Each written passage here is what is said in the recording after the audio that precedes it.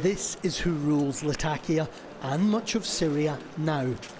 The Sunni ranks of Hayat Tahrir al-Sham.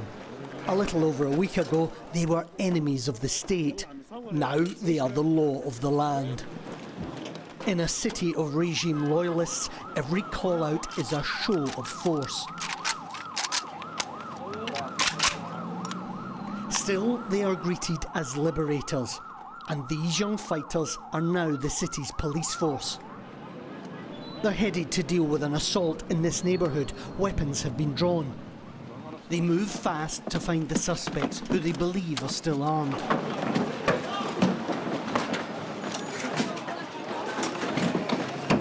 As they set up a cordon, neighbours identify men and accuse them of links to the former regime.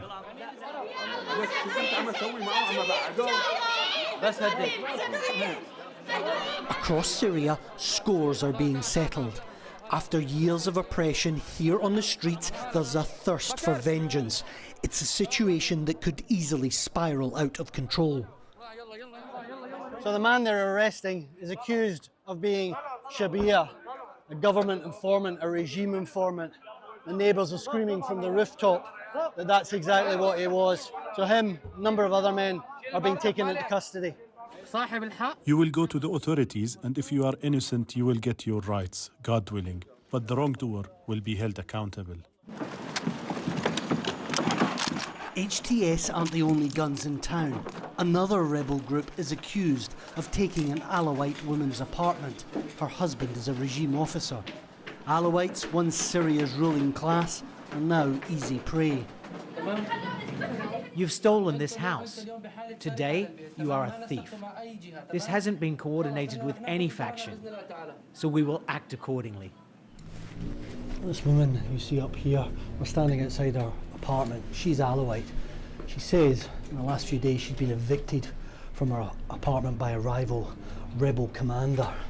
So HTS are here to sort it out. The things that you took out of this house, return them all, and the house, okay? I don't want anything missing. And if the house is Alawite, does that mean that you need to raid it and destroy it? There are specialized entities that handle this work. You can't just act on your own. The owner, Noor, gets back inside to retrieve some belongings. They came and broke down the door and took my house. This CCTV footage shows the moment of the break-in. Armed rebels arrived and smashed their way into the property. The group's commander moved his family inside. They've now been evicted. But Noor says she feared for her life. Do Alawites feel safe in Latakia now? No, never, ever. No. No. I will leave the moment I get the chance. I need my daughters to survive. This house was built brick by brick with help from my family. And it seems that some people in the neighborhood noticed how nice it was and became envious.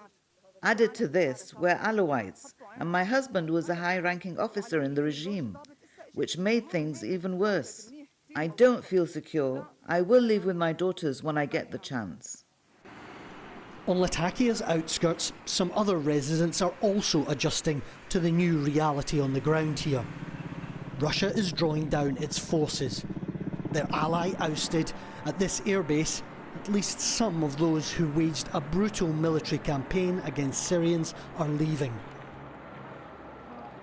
Hundreds of Russian vehicles have been congregating here and heading into that airbase right there. Russian troops are still on patrol there. They're moving around. We can see them with their weapons. They're watching us. Cautiously, we ask if this is a permanent withdrawal. Are you leaving? Are you leaving Syria? No. No? No. You're here to stay? No. Well, that was pretty definitive. He says he isn't leaving. No comment, Sadiq. No comment. Here in the former regime's heartland, a new order is taking hold. But this has been a long journey, and it won't be born overnight. Quentin Somerville, BBC News, Latakia.